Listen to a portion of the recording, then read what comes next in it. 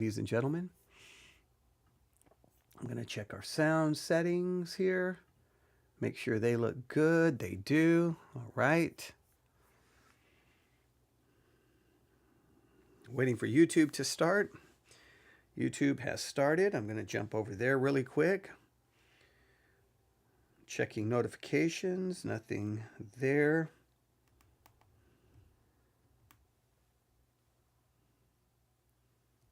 Here we go. That seems to be okay. Turn off live chat. That seems to be okay. And yeah, we got the notification went out, so I think we're going to be good to go here. We'll start here in just a minute, ladies and gentlemen. Hope everyone's having a great Wednesday at 1:52 p.m. Central Time. And we'll get started. And I hope, well, I don't know what my expectations or my hope is for this particular broadcast. It should be interesting. I don't know if it even matters anymore. Maybe I'll end with discussing, does it even matter? Does it? I don't think it does. I don't think it does anymore. So, all right, my daughter's sending me text messages. All right.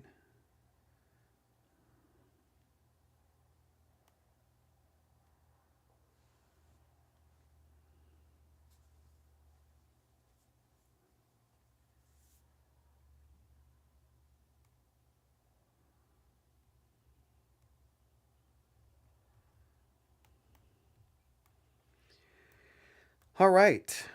Had to respond to that.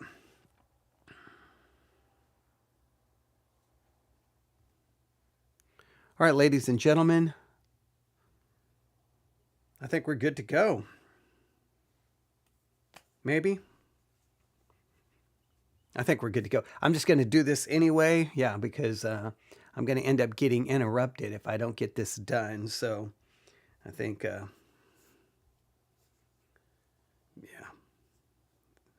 I think we should be good.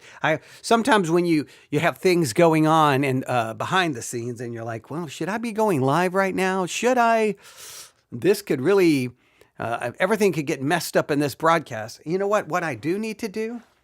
No, I think I have it downstairs. Okay, I think we're good to go. All right. Thought maybe if the phone is up here, I need to find it and go hide it somewhere, bury it under things so it won't interrupt. But I don't know. Yeah. We're live. I guess we're not technically live, but I mean, we're live. We just haven't officially gone live for when we start the recording and everything. But yeah, I think we're good enough to go. All right. Well, all right. The live listeners, that number is going to be way down for this episode. But okay. All right, ladies and gentlemen, without any further delay, we go live officially in 5, 4, 3, 2, and 1. Looking at our world from a theological perspective, this is the Theology Central Podcast, making theology central. Yeah, it's one of those times where I'm kind of sighing because there's a part of me that's like, what's the point? What's even the point? I mean, does it even matter? I mean, vanity of vanity, meaningless. That's kind of what it feels right now. It feels like what I'm about to do is going to be really meaningless, and I don't think anyone really cares, but here we are, and I guess I'm going to do it anyway. So I guess what I should do, since we're live, I guess, there's no going back now, so I can set aside my feelings of hopelessness and helplessness and despondency and go ahead and say, welcome everyone. It is Wednesday, March the 18th, 2026. It is currently 1:56 p.m. Central Time, and I'm coming to you live from the Theology Central studio located right here in Abilene, Texas. Now, I guess what I'm about to do, I've already expressed, I feel like it's just useless and it's meaningless, but at the same time, it's kind of deeply ironic what I'm about to do, all right? Because I know this is going to come as a shock to many of you. I was doing my typical, just going all over the Sermon Audio website. I never know where I'm going to end up. And I ended up finding this kind of a podcast, kind of this broadcast about three pastors walk into a bar. I think that's what it's called. Three pastors walk into a bar. And I'm like, what is this? Three pastors walk into a bar. Okay. I mean, the title of their podcast / broadcast, whatever, I don't know how they classify it. I mean, hey, it's on the internet. There's an RSS feed. It's a podcast. All right. So their podcast, I'm like, okay, that's an interesting title. It did what it's supposed to do. It got my attention, but it was the name of the episode. The title of the episode was, "You've Been Listening to Sermons Wrong." You've been listening to sermons wrong. So it's a discussion amongst three pastors who I guess walk into a bar. That's their little, the kind of their way of getting your attention. But three pastors, in a sense, walk into a bar using their kind of analogy and the way they want to kind of build their idea. And they're going to sit down and talk about how, I guess, we listen to sermons incorrectly. Now, that obviously grabbed my attention. There are three pastors walk into a bar. That grabbed my attention. But as you know, I listen to a lot of sermons. I mean, a lot, okay? Like, I probably have listened to, can you listen to too many sermons? I think I may have already crossed that line, but I listen to a lot of sermons, so I'm like, wait a minute. Have I been listening to sermons wrong? I want to know how I could listen to sermons better. Am I not listening correctly? What am I doing incorrectly? And I'm just curious if these three pastors, do they feel like most people listen to sermons wrong? Is this somewhat a critique, a criticism, or maybe just a helpful suggestion of, hey, people, when you go to church, I mean, it's Wednesday. If you go to church on Wednesday night, hey, you need to listen to sermons correctly. Or maybe you don't go to church tonight. On Sunday, when you go to church, listen to the sermon correctly. Now, what's the ironic thing about this is I'm listening to a program tell me how that I am listening to sermons incorrectly. And I guess as I was listening, I think it's fair to say, I was thinking, okay, all right, fair enough. I mean, I've spent a lot of my life behind a pulpit, and I do sometimes feel like I do sometimes question how people listen to sermons. Now, that much is fair. So at least that part's not ironic, because in some ways I could kind of understand, right? I mean, I've done plenty of broadcasts, and I'll get an email or someone will say something. I'm thinking, I think they missed the entire point. Do they not know how to listen to what I'm saying? And there's been times when I've preached a sermon and people will say something. I'm thinking, you missed it. What were you listening to? What were you like? That's not, it's like they missed something completely. So I think, all right, there's a little bit of room. I think it's okay to say that there is a possible problem with how people listen. I think there's room to do that. But as I was listening to them talk about how people don't listen correctly, I think it's about 4 minutes into their discussion, they bring up an individual, a very famous individual in church history. And that individual is Charles Haddon Spurgeon. Now, as soon as I heard the name Charles Spurgeon, oh, interesting, they're going to bring up Charles Spurgeon. I wonder what point they're going to make by bringing up Charles Spurgeon. Now, I'm not going to in any way, shape, or form claim I'm some expert on Charles Spurgeon, but I can say this. I have probably read every sermon that was ever published by Charles Haddon Spurgeon that I could get my hands on. I can say I was in Kansas City, and there was a school there in Kansas City that had Charles Spurgeon's office. They They somehow got it from an estate. I don't know how I don't remember how they got it. And you could go there and see the books and the desk and where Charles Haddon Spurgeon, where he did his studying. I read his lecture to my students. I read autobiographies about Charles Haddon Spurgeon. I mean, I'm not going to say I've read every book ever written about him, but I would say I have done a lot of reading about him, and I've offered my own criticism, right? Of his famous devotional morning and evening. I think I got major problems with the way the text is handled right there. And I've got other issues sometimes in how he handles the text and sometimes his sermons. I also have stated from the pulpit many times, going back many, many years, that the way Charles Haddon Spurgeon would preach, there was a certain way in which he would preach. There was something he would do that I kind of followed that pattern to some level. So when they brought up Charles Haddon Spurgeon, I'm like, okay, now, I mean, you've got my attention. You've got my attention because whenever you mention Spurgeon, you're not talking about some obscure figure in church history. His life, his ministry, his preaching style, it's all been documented, it's been studied, it's been analyzed, it's been written about. I mean, come on. I mean, Charles Haddon Spurgeon is, with just a little bit of effort and a little bit of time, you can learn a lot about Charles Haddon Spurgeon. It doesn't require any I got to go find some obscure book somewhere, or I've got to spend 30 hours searching. The information is readily available about Charles Haddon Spurgeon. Come on. If you've ever even tried to do any reading about him, you know how easy it is to obtain books and literature and information and find articles about Charles Haddon Spurgeon. So, three pastors walk into a bar. All right, that got my attention. Well, are we listening? Or what was the title of their message? You've been listening to sermons wrong. Not have we been, but you've been listening to sermons wrong in a very emphatic way. Okay, and then they mention Charles Haddon Spurgeon. So I'm like, okay, I'm in. I'm invested here. What are they going to say? What are they going to say?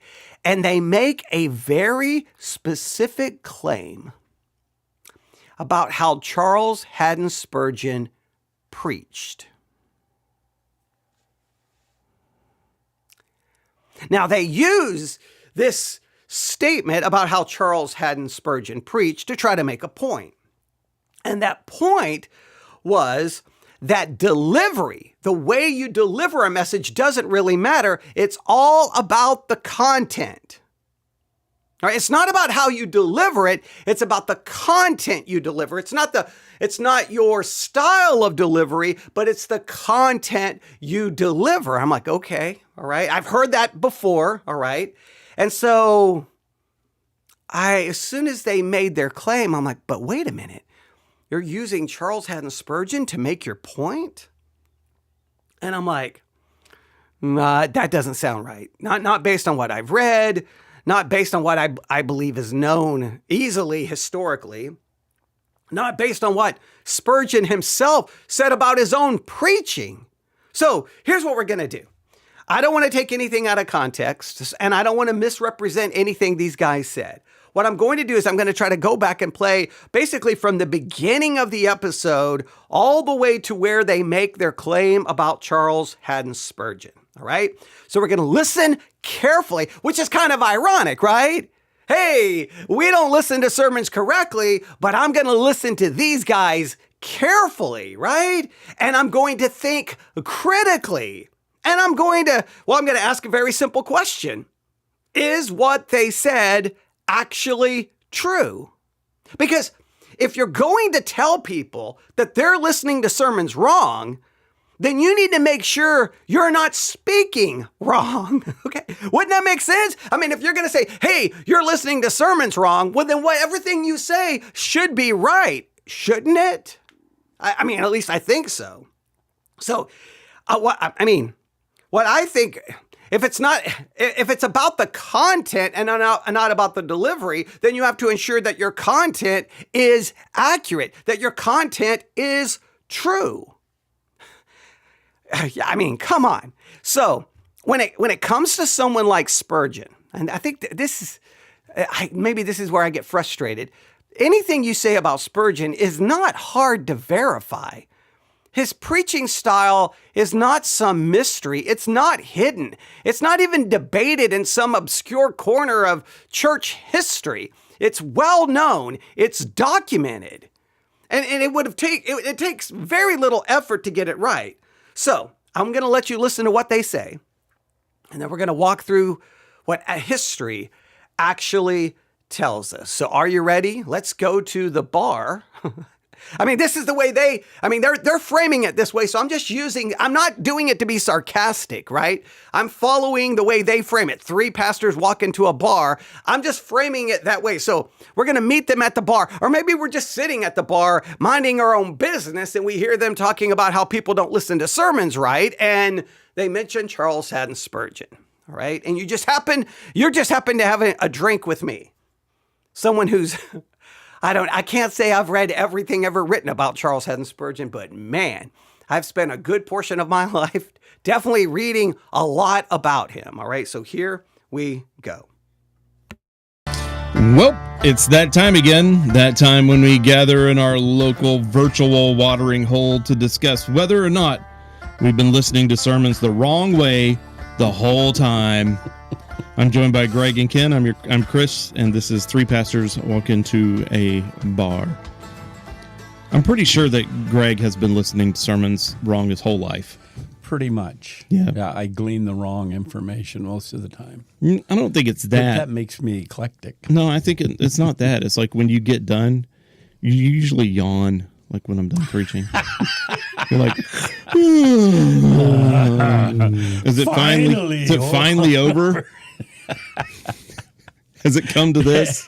Yeah. There have been a few yawners over the years, but now for the most part, this past month, you've had a break. Mm-hmm. 4 Sundays without Chris preaching. Yeah. And one thing I noticed, the church is still full. Yeah. We didn't preach it empty. It would take a lot of effort to do that. Yeah. I think we've established ABC as a church of believers and not of followers, so to speak. Yeah, that's kind of been the goal of that. Yeah. If people are wondering why it is that we switch off as often as we do.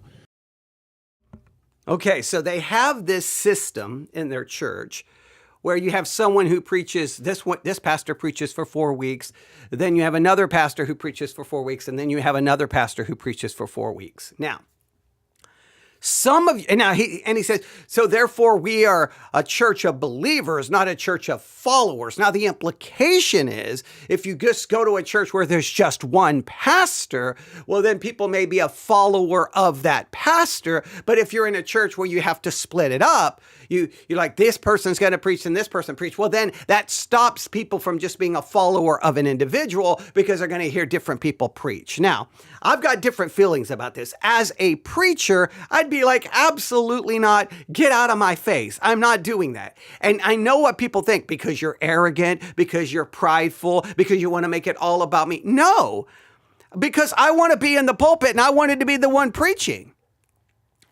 As a bivocational pastor, full-time in the military and a full-time student, I still taught 1 hour for Sunday school, 1 hour Sunday morning, 1 hour Sunday night, and 1 hour Wednesday. I didn't get rid of any of the services. I didn't cut any of them short. I didn't lessen anything because I wanted to be there. And I would have other pastors talking about, how do you do that? You don't have enough time. You're going to get to prepare. I would get burned out. It's hard enough for me to get just one sermon ready a week. And I'm like, what? I don't even understand pastors who have that struggle. What do you mean you have a problem?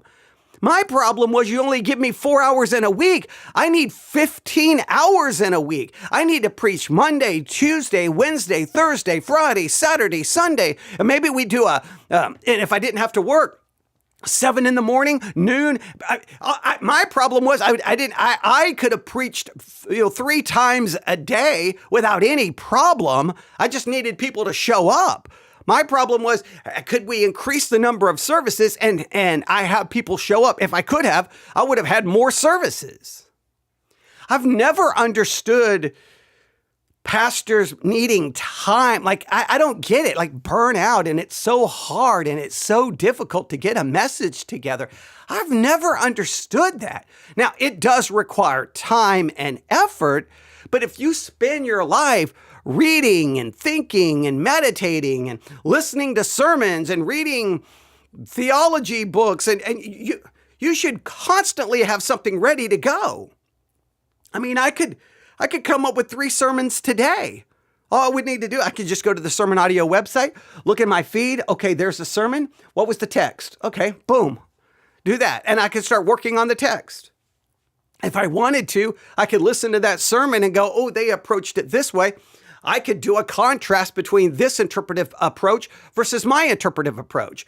I mean, I could come up with ideas all day long. I don't get where pastors are like, I just get so burned out. It's just so hard. I just don't.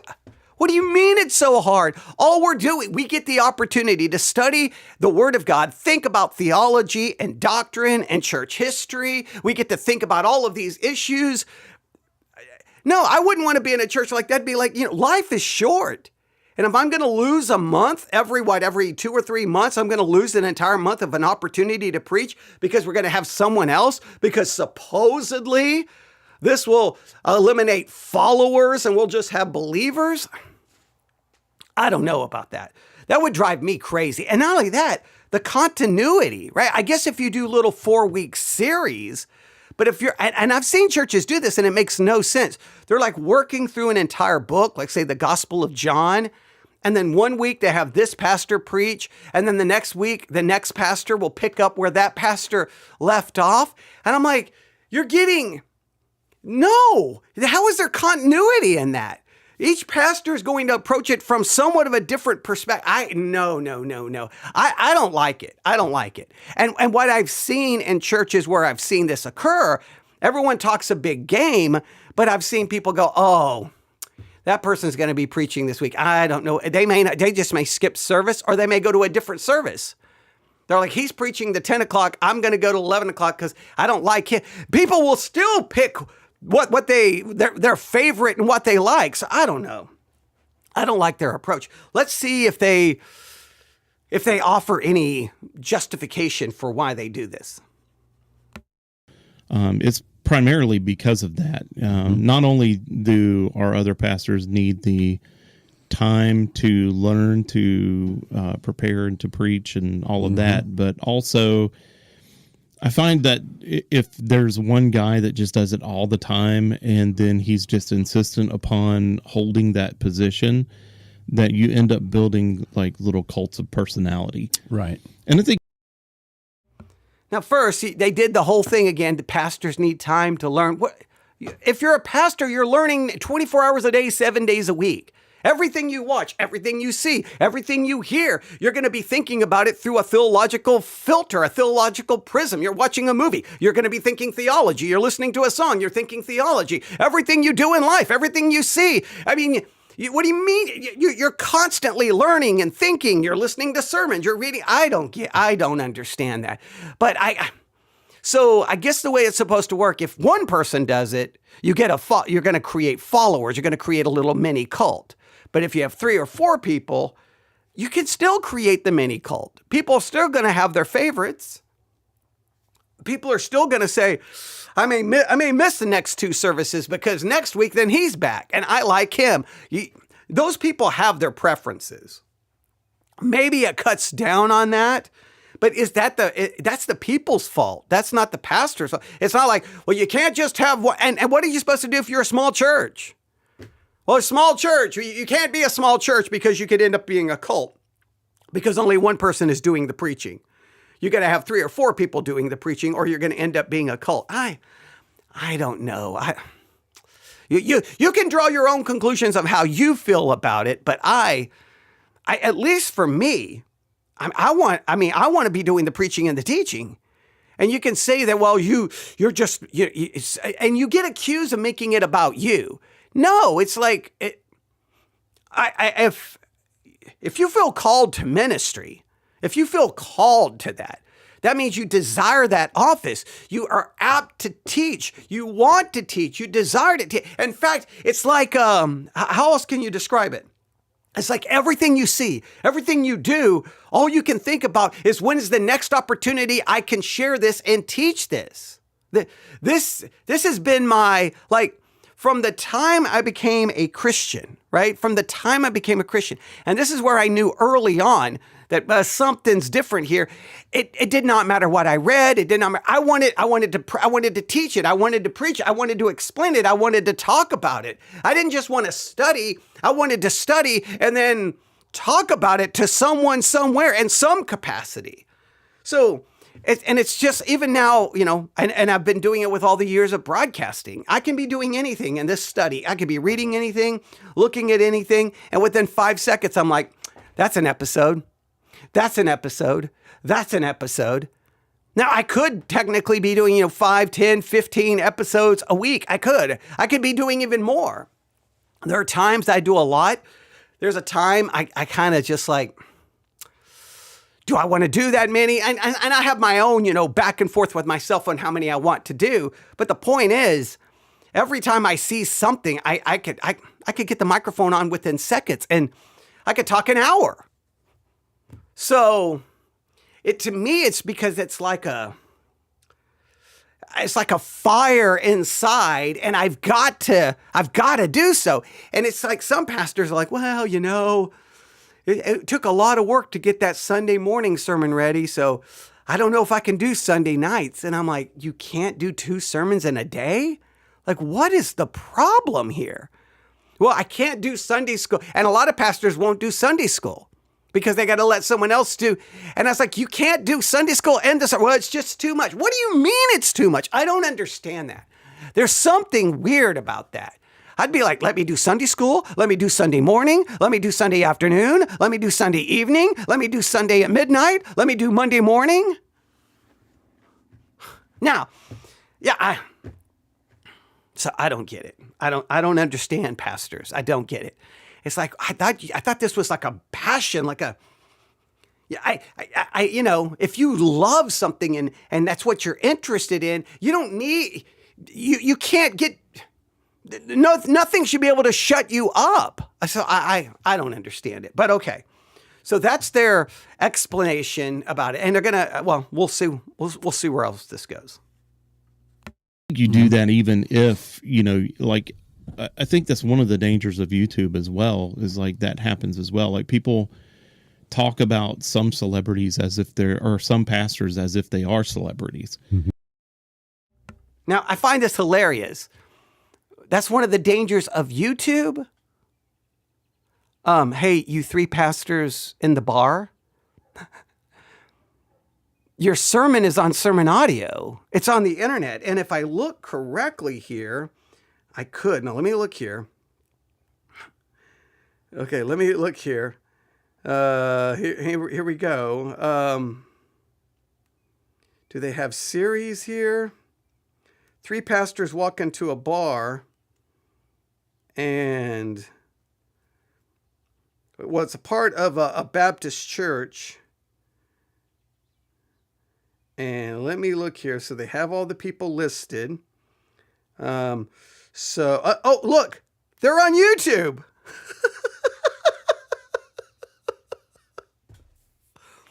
Oh, come on. You're on YouTube. You're on YouTube. So are you talking about yourself? You're literally on YouTube and you have 201 subscribers. Or all 3 of you.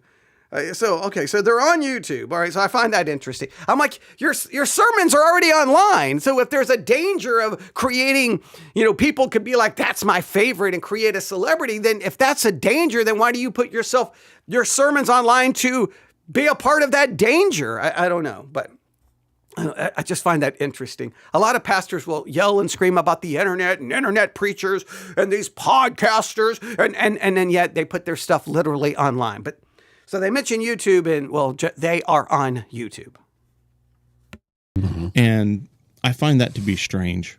Yeah. Yeah, because the focus should be about Christ. And so it's weird when you have people talking about, it's like, oh, well, I really like this guy, or I really like this guy. I really like this guy. It's like, well, who cares about how they're delivering it? Like, what are they delivering? Are they delivering truth? I suppose. All right. So who cares how they deliver it? It's what they deliver. Now let's just spend some time with that. Come on, let's be all honest. Does it matter how it's delivered, or does it only matter what is delivered? Come on. Now let's get painfully honest. When it comes to you picking a church, when it comes to you choosing who you're going to listen to on sermon audio, does it matter how it's delivered, or does it only matter what is delivered? Do you care about the style? Do you care about the approach? Do you care about about how they do it? And now, come on. Look, I know we all want to sound so spiritual and like it only matters. It only matters the content. It's not the style in which it's delivered, right? Because if I start worrying about the style, I'm going to start choosing my favorites. I'm going look, you can try to wrap it all up in spiritual language. The style and the manner in which something is delivered impacts you, and you know it.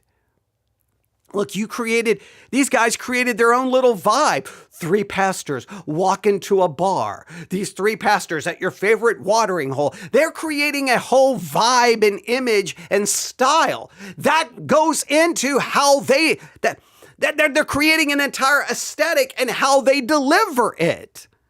So come on, it does matter. I was listening to a pastor on sermon audio. I think it was early this morning. I don't remember the day. And he was preaching Proverbs chapter 6. And I think it was, I don't know which school. It was one of the seminaries, Bible colleges that's on sermon audio. And look, I'm not, when I was listening, I was like, this is kind of painful. He was just like he was an older gentleman. So maybe, I don't know what was wrong, but it just came across very like, okay.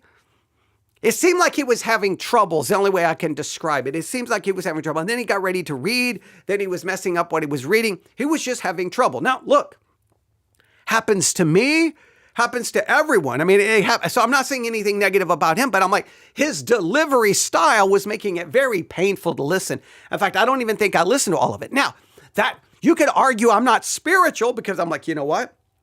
All that matters is what he says about Proverbs chapter 6. It's not the style. I understand that maybe is how I should approach it, but the reality is style and manner of delivery is impactful. It's a part of it's not only about what you deliver, it's how you deliver it, which is going to have an impact. The way someone delivers something can make that content memorable, or it can make it where you're going to forget about it. You can present it in a way that's engaging, intriguing, or you can present it in a way that you're going to be like, I mean, I could just sit here and like, let me see here. Let me just see what here. I'll grab something I have here in front of me. Oh, here we go. Here we go. The Lord brings us together each Sunday to be fed by Him, so we are equipped to live as His redeemed children. That is our goal. Exalt Him in all we do, so that others will want to know and love Him as we do.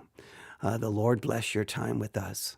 The Lord is grieved by the spiritual blindness of His people, but He does not forsake them. Instead, and you may say, speak up. Or I could just be like, the Lord grieved by the spirit blindness of His people, but He does not forsake them. Instead, He promised to turn the darkness. And I could just mumble through it. You'd be like, slow down, enunciate, give some space, let it breathe. Right? Now, you could be extra critical, and that's a danger too. The people in sometimes the people in the pew can act like they're a judge, on American Idol or on The Voice, and they're critiquing everything. Well, you didn't do this and you didn't do this, and you can be extra critical. That can be negative, but come on, you can't deny that some people will get there and scream and scream and scream and scream.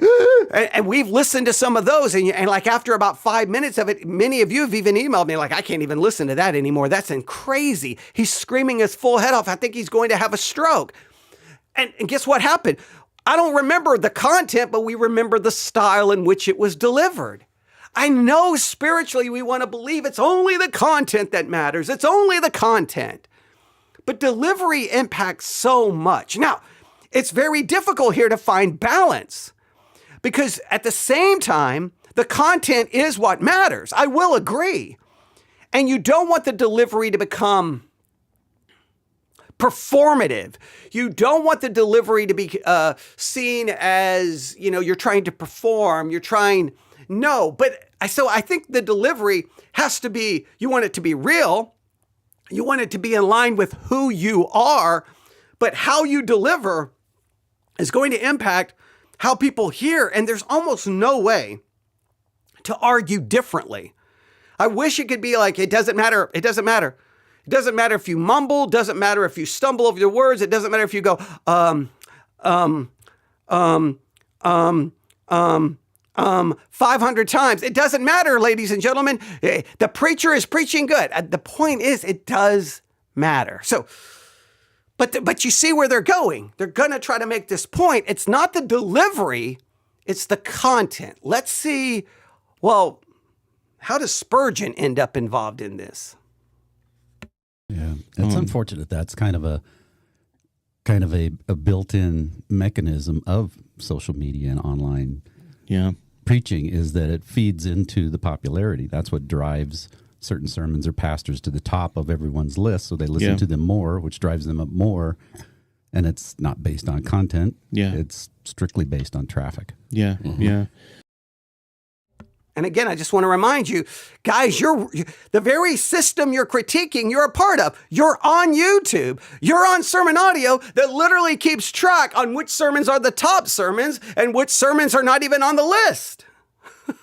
You're on YouTube, which it picks up your messages, and the algorithm is either going to promote it to more people or not based on engagement. You're a part of the very system you're criticizing. You're not separate from it. You're in it.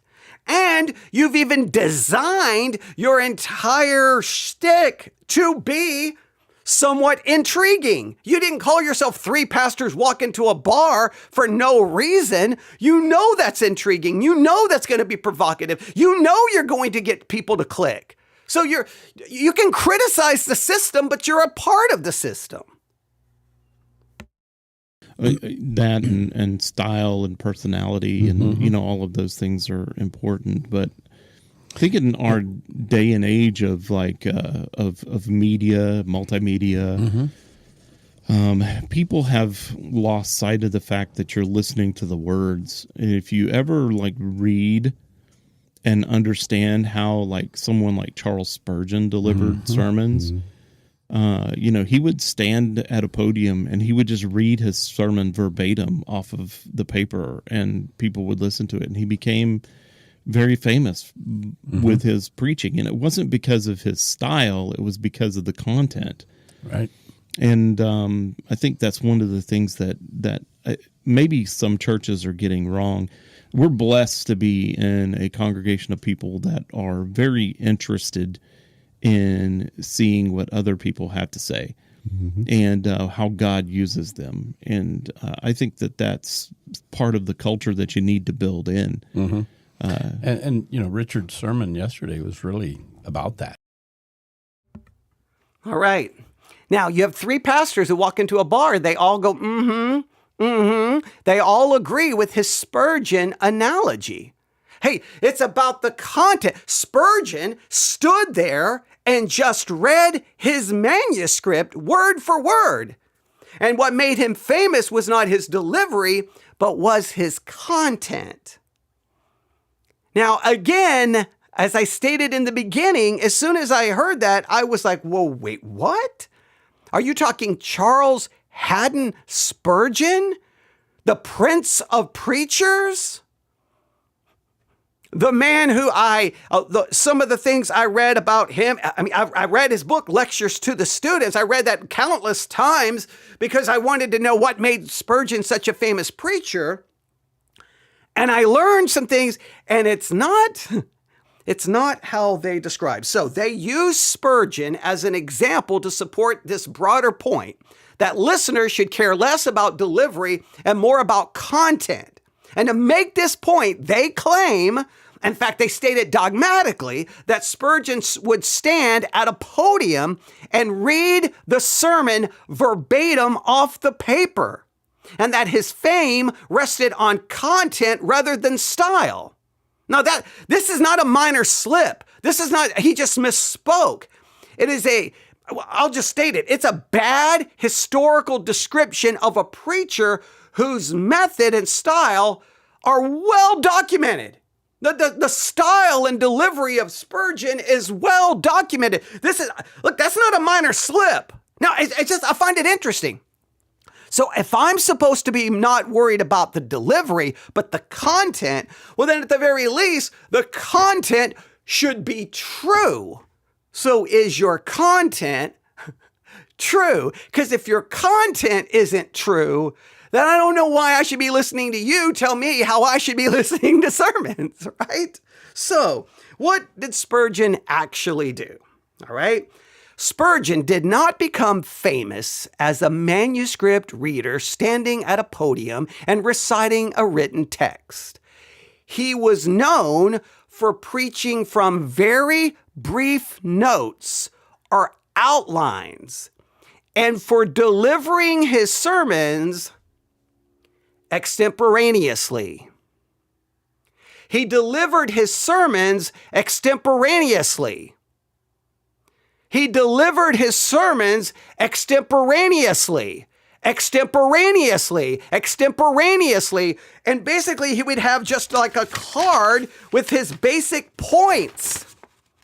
And I followed his example over and over after I learned how he did it. I'm like, okay, I'll just have my basic points and then I'll go at it extemporaneously. Now, here's the difference though. He did not go into the pulpit unprepared. He spent hours preparing, thinking, reading, meditating, and he was so prepared over the content he was going to preach, he could then preach extemporaneously because he was so prepared. So it wasn't a lack of preparing. It was the result of being so prepared, he didn't have to sit there and go, okay, let's see, the Lord, okay, he didn't have to do this. The Lord is grieved by the spiritual blindness of his people, but he does not forsake them. He would be so prepared, he could just get the point across. So I did a lot of my preaching in an extemporaneous approach because I was following Spurgeon's example. Now, over time, especially with broadcasting, a lot of times my notes are much, much more complete and much fuller, but even sometimes, even my notes are just major points. Now, if I'm doing something historical, sometimes I will have to have greater notes there for that. Because basically what you're delivering, but if it's a text and I've been living with that text for an entire week, thinking about it, I know what I'm going to do. A lot of times I don't need anything. I mean, there's times I've stood in the pulpit, just give me a Bible. I don't even need a note. I don't need it. I don't need a card. I don't need anything because I've lived with the text. So he was known for preaching from brief notes or just an outline, and he delivered his sermons extemporaneously. In Lectures to My Students, you can get the copy of the book. He says sermons should be extemporal, as I think they always should be, while still being the product of study and research. In the same work, he says his college aimed to develop the faculty of ready speech. And he argues that if a lawyer can speak extemporaneously.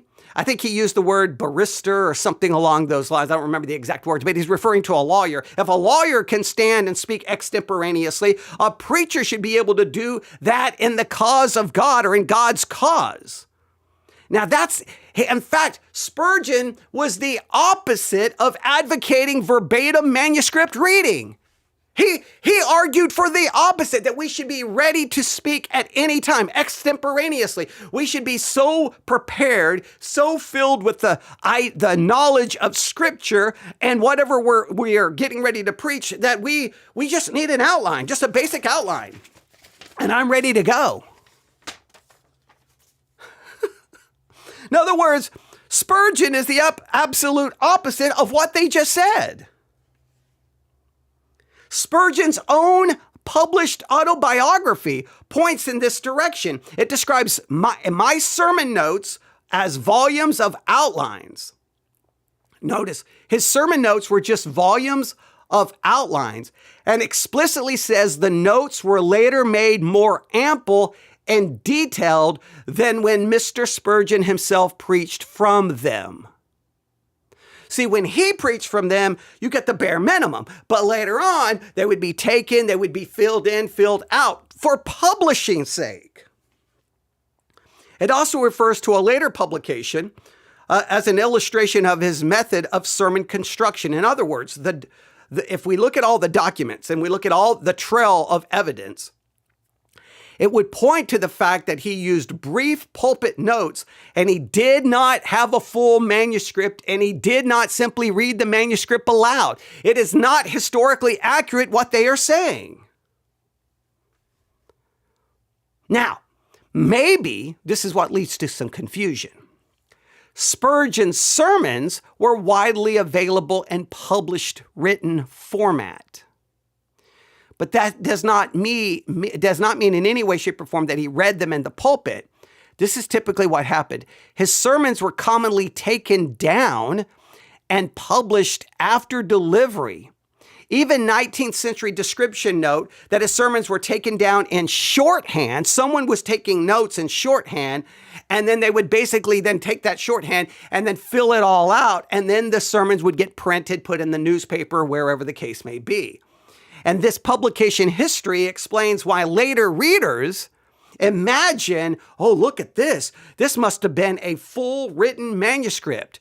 But that's not the way it was delivered live.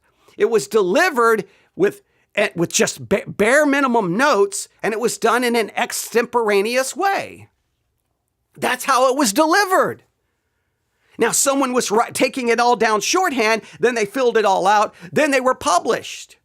Now, it is amazing. One of the things that makes Spurgeon so unique, read his sermons. You're like, whoa, very wordy, beautiful, poetic. I mean, like, wow.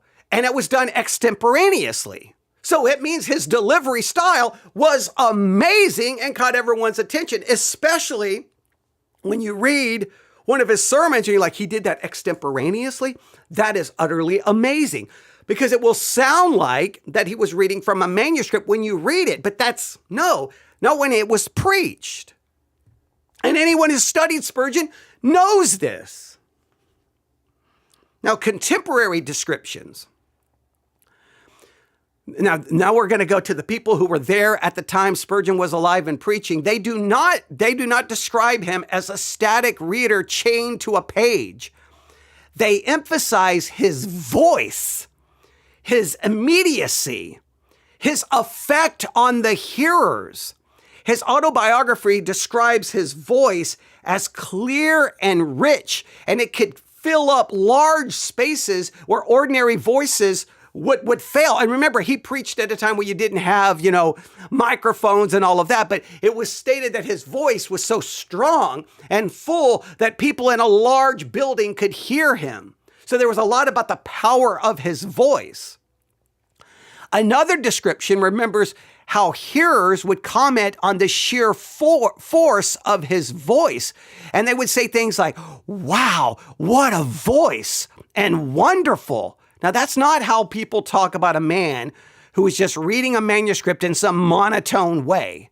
Okay, they were describing a striking live speaker who people were drawn to, and some criticism leveled at Spurgeon, and we could get into, I don't know, I don't want to be 1000% dogmatic. Some things I read where some people criticized him said that a lot of people who came there, and a lot of people did show up this way, not saying everyone, not saying the majority, but Spurgeon was almost like, I don't want to use the word entertainment, because he was against trying to be entertaining, but there was something about his delivery, his force that people were drawn to, his poetic style, and he was doing all this extemporaneously.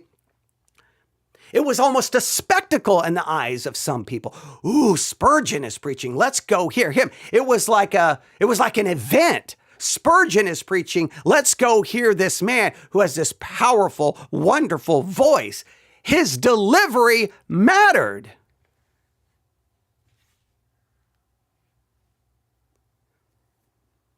Spurgeon believed extemporaneous delivery enabled a preacher to engage hearers more directly than simply reading a manuscript or memorizing a sermon.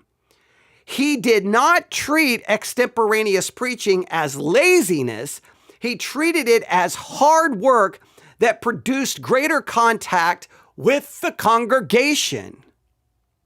Spurgeon's own language is important because it removes any guesswork. He did not say, write the whole thing and read it. He emphasized study, study, study, study, study, meditate, meditate, meditate, meditate, prayer, prayer, prayer, prayer, prayer, or pray, pray, pray, pray, and then structure. And then, after you've done all the study, all the meditating, all the prayer, and after you have the basic structure down, then free delivery. Be free in your delivery. Do not be bound to notes. Do not be bound to your manuscript. His concern was not spontaneity without preparation, but it was freedom in delivery because of your preparation. That's why his lectures really have two concepts, right? Rigorous thought. Give it serious thought, but then be ready to speak. Be free to speak. He wanted it to be deeply prepared preaching, but he did not want someone in prison to a manuscript. He wanted them to engage the congregation. Look at the congregation. Don't be sitting there reading your notes. Engage. Speak freely, knowing how the congregation is either reacting or not reacting. So what we just heard fails on two levels. It gets the historical fact completely wrong. The evidence points to outlines, notes, shorthand, and extemporaneous delivery after deep preparation. That's what history tells us. There's no way to get around that. That's what history tells us. All right? And he did not do a verbatim reading from paper. I don't know where they got that. That's not Spurgeon. Now, some said Jonathan Edwards did that, and we could get into a discussion about Jonathan Edwards. That's not Charles Haddon Spurgeon. So the historical fact is wrong. And second, they use that wrong claim, they use that historical error to try to make a point that Spurgeon would not have even support. They want to say style and delivery do not matter. Content is the real issue. But Spurgeon is a terrible example for that argument because his historical impact involved both his substance and his delivery. He was doctrinally substantial, yes, but he was also a remarkable live communicator with an unusually memorable voice and presence. The crowds that came to hear him were not evidence that delivery did not matter in any way, shape, or form.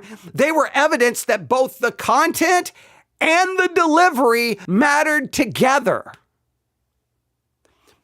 If I could put it in a more blunt way, even if their larger exhortation contains some truth, that, hey, it's not about the delivery, it's not about the style, it's about the content. Even if that is true, Spurgeon does not prove it in the way they say it does.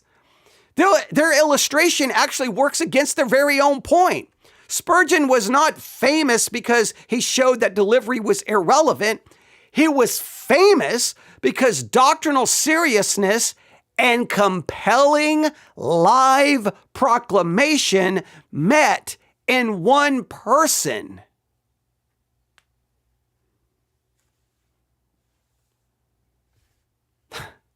So the Spurgeon line is supposed to be used like, hey, listeners, don't worry about the style. Don't worry about the presentation, right? Don't worry about the delivery. You should just focus on the content of the sermon.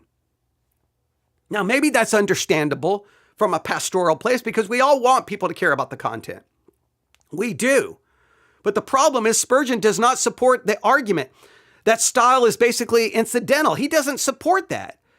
Now, I want to make it very clear. Spurgeon did oppose empty theatrics and novelty for its own sake, but he also cared about voice, about variety, about illustration, about structure, and the preacher's connections with hearers. His lectures include discussion of posture, action, gesture, illustration, earnestness, and the preacher's living contact with the congregation. You can read what Spurgeon said to his own students. There's nothing about Spurgeon that's like, this man didn't think delivery was important. Give me a break. They use Spurgeon to argue that delivery doesn't matter. Spurgeon is actually maybe one of the clearest examples that delivery does matter. So maybe the real historical lesson from Spurgeon is not delivery doesn't matter. It is closer to this. Delivery may not be everything, but faithful preaching is embodied. It is audible. It's human speech. And the preacher should labor to speak in a way that reaches people. The last thing you want to do is speak in a way that doesn't reach people. Now, I'm not saying you cave to what the people want, but you do want to engage the people in a meaningful way. I've said before, there's some preachers who preach, and I'm like, dude, if the word of God bores you that much, if you have that little enthusiasm for the preaching and teaching of God's word, go find a new job.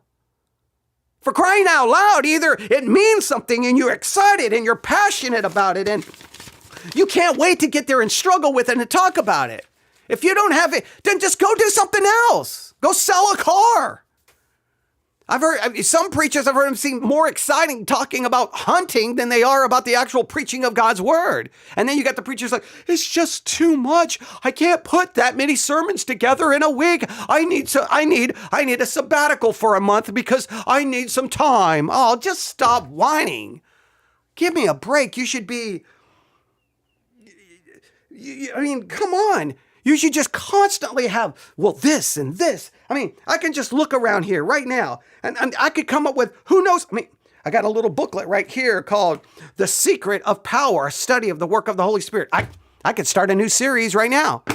I've got the Book of Concord right here. I could start an entire series on that. I still have the Introduction to Systematic Theology. We're already doing a series on that. I have Protestant Biblical Interpretation right here. We could start a series on that.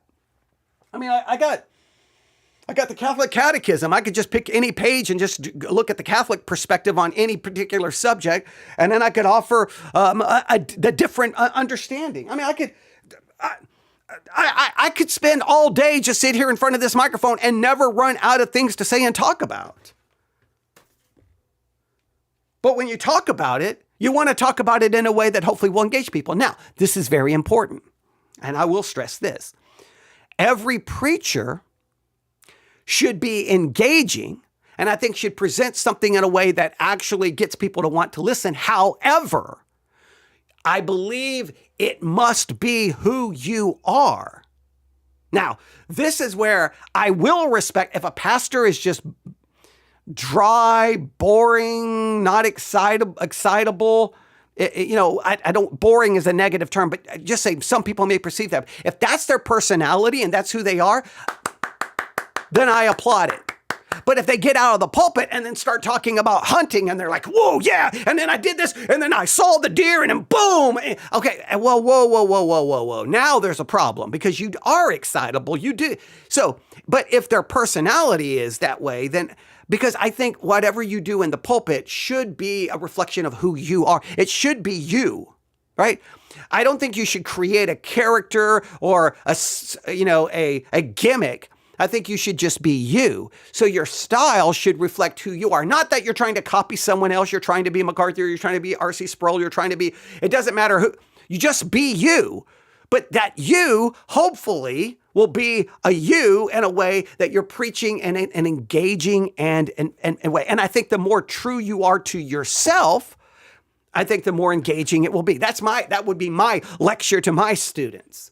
Just be you. When I first started trying to preach, I tried to be other people. And some people are like, you know what? I can't be these. I got to be me. I got to be me. I got to be who I am. And some people don't like it. And you have to be ready for that. That's why people go to different churches. Some people walk in and like the pastor and other people are like, ugh, I don't like this. Well, because style matters. Now, in that case, I don't think the pastor should change his style to try to get more people. I think his style should be who he is, but you can't say the style doesn't matter. Now, you can try to improve on your style by trying to correct, mistakes here, structure, trying to do it this way, try to fix this, but don't change who you are. So I'm not for fake styles. I'm not, but I cannot deny that style matters, delivery matters, and to say that it doesn't is ridiculous. And to say that it doesn't and try to use Spurgeon, Spurgeon goes against your entire argument. Spurgeon is someone that shows you doctrine and delivery together in one person, and it drew a large crowd. And that's why he's called the Prince of Preachers.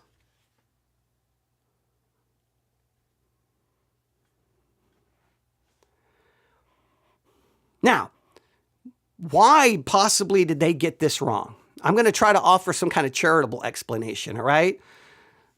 Because maybe they confused like a couple of different things. Maybe they have read Spurgeon's sermons. And if you read his sermons, they are preserved and polished written form. So I think a lot of modern readers assume, oh, he must have read that. When you read his sermon, you're like, that was extemporaneous. There's no way. But that's the way he delivered because he read and he thought and he meditated. And so when he got to the pulpit, he was already full. And in fact, that's the way I tend to think about preaching. You fill yourself, and then all you got to do when you stand behind the pulpit is all the stuff you're full with. Now you just let it out, hopefully in a organized, structured way. You don't really have to do a lot. If you have if you didn't fill yourself, well then now, yeah, you may need that manuscript because you're not ready. But if you filled yourself, then by the time you get behind the pulpit on Sunday, you're ready to go. So I think maybe they just confused the fact that they read it and like, well, he had to have read this. They read the sermon and thinking that had to be read by Spurgeon. So think of it this way, the written sermons you read today, and go look online, go find Spurgeon's sermons right now. You can find them. Go read some of them. When you read a Spurgeon sermon today, just remember the written sermons you read today are not what he read. They are what was recorded. They were what someone wrote down. Someone took those shorthand notes and then they fleshed them out and published them.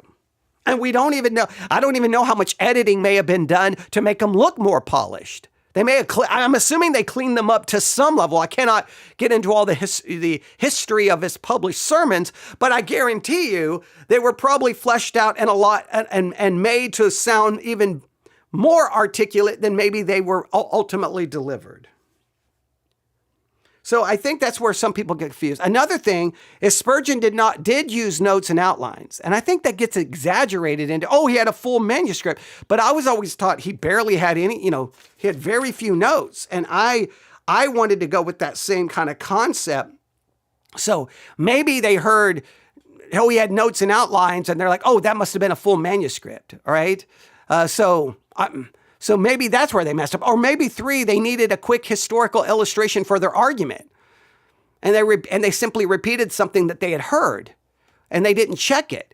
Now, that's the kind of mistake people make when a historical figure becomes a prop for a point they want to make instead of a person that they allow to be who they are. That's why I get so irritated about how pastors use church history. The people in church history are not a prop for your point. They're human beings. Do not bear false witness against them. Represent them accurately.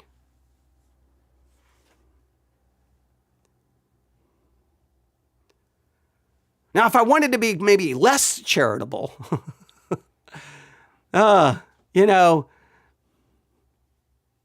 maybe they wanted a famous preacher to validate content over style, and because Spurgeon is so famous, it made him useful. I don't know. I don't know what they did, but in either case, it's very easy to fact check, and it would have shown that, hey, whoa, we probably shouldn't use Spurgeon. Let's try Jonathan Edwards. Because it has been taught countless times. I cannot say if it's historically accurate that when Jonathan Edwards preached sinners in the hands of an angry God, that he simply read the manuscript. No emotion in a monotone way. That's been repeated 1,000 times. I don't know if it's accurate, but I'm just saying Jonathan Edwards may be more in line with this than your Charles Haddon Spurgeon use. But maybe this is the part where I get frustrated. This claim, it's not hard to verify. Spurgeon's preaching method is not obscure. His lectures on preaching are in print. I may even have a copy of Lecture to My Students somewhere in this house. I don't know. His autobiography discusses his notes. We can find images of his pulpit notes. They exist. There's modern summaries of his sermon prep and delivery are easy to find.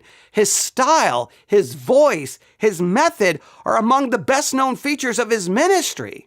It would have been simple for them to pause, check, and avoid saying something that's completely and utterly inaccurate and false. See, when a program is about people listening to sermons wrong, and then they mishandle a well-established historical fact in order to make a point, it's not just ironic. To me, it destroys their entire credibility. So, let me make it very clear. Spurgeon did not stand and read full sermons verbatim from paper. Now, I'm not going to say there was never a time in the entire history of Charles Haddon Spurgeon's ministry that he never did that. But that's not what we learn when we study a Spurgeon and about preaching. He deeply prepared, that's important. He did prepare some form of a note or outline, but he delivered the sermons extemporaneously. Contemporary descriptions emphasize his voice and his force as a speaker. His own writings stress ready speech, not manuscript dependence. And because that is true, he does not prove the point they were trying to make. He actually shows something maybe more complex and maybe more honest. Great preaching is not simply bare content. It's not simply bare content detached from delivery. But great preaching is truth proclaimed through a living person, hopefully in a skillful way, and it's a voice of someone who's deeply prepared. So if you're going to tell people that they're listening wrong, maybe you need to make sure you're not speaking wrong. Or maybe I could say it this way. You can't tell people, let me say it this way. You can't call people to careful listening while being careless with historical facts.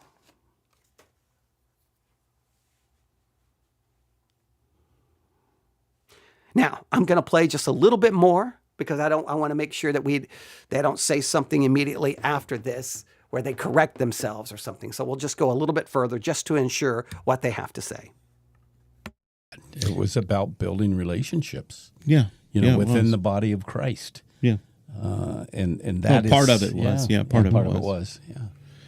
Yeah. And I think part of that relationship aspect is just being able to come together and have a desiring of truth in spite of who is delivering it. Mm-hmm. And so we're going to get into some things here today that might help people to understand, how should I approach sitting in the congregation and listening to a sermon? Because okay, they just move on. Nobody corrects it. 3 pastors in a bar and nobody there knows how Spurgeon actually preached. Nobody? I'm Charles Haddon Spurgeon, for crying out loud. Nobody knows. And I think, hang on, let me make it clear. They're Baptist pastors. How in the world does a Baptist pastor not know how Charles Haddon Spurgeon preached? One of the most famous Baptists. I don't even get it. Oh. All right. And then people want to complain about AI. Yeah. I don't think AI would make that mistake. Maybe I'm wrong. All right. Oh, man. So, I want to make it very clear. I wish that as believers, we could say, it doesn't matter how you deliver it, stumble, stutter, scream, yell, mumble, monotone. All we care is the content of your sermon. All we care is about the word of God. I wish that was true. I really do. But the reality is the delivery style and method massively impacts not only your enjoyment in listening, but let's be honest, how you structure it greatly impacts how you're going to remember it and how you're going to retain it.